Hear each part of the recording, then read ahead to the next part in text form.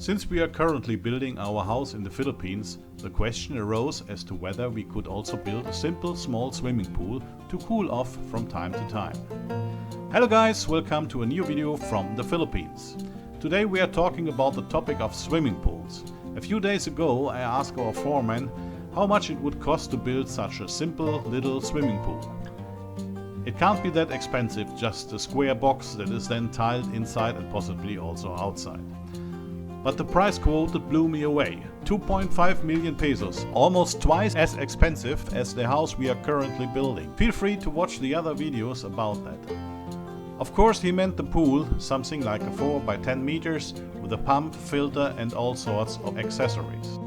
The small pool that came with our house, which we are currently renting during the construction phase, proves that it can be easier and cheaper. I just found out a few days ago that this was a former fish tank and that the new owner simply converted it into a swimming pool. The pool has neither a pump nor a filter or anything like that.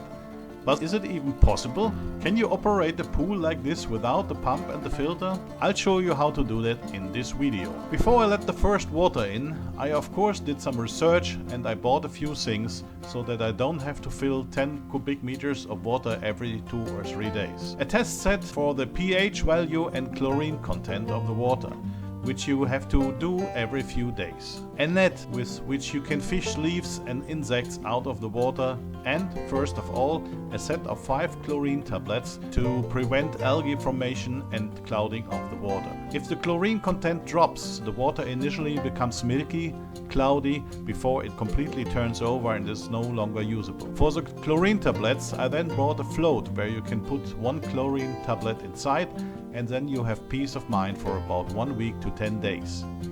If the chlorine content gets too high, you can take a float out of the water for a day or two and the values return to normal. All in all, it cost me around 2,000 pesos to buy that stuff.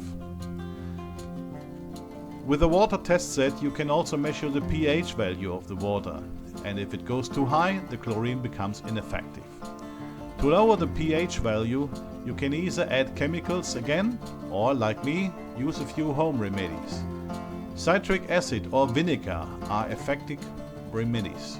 Right at the beginning, when the pH value slowly rose higher and higher, I poured a whole gallon of the only vinegar that is available to buy here, and then actually I had 10 weeks peace until I drained the water completely and replaced it.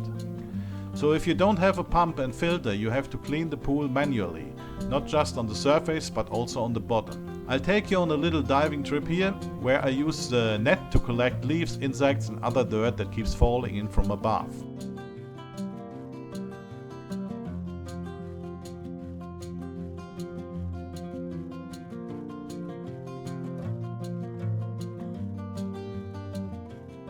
And while we're on the water, you can also take a look of the simple construction of the drain system here. Simply cement a piece of thick water pipe and put a ball valve on the outside and the drain is ready. It then takes about 2 hours for the pool to drain completely. My pool here is on the north side of the house, so it's in the shade most of the time and the water is always pleasantly cool.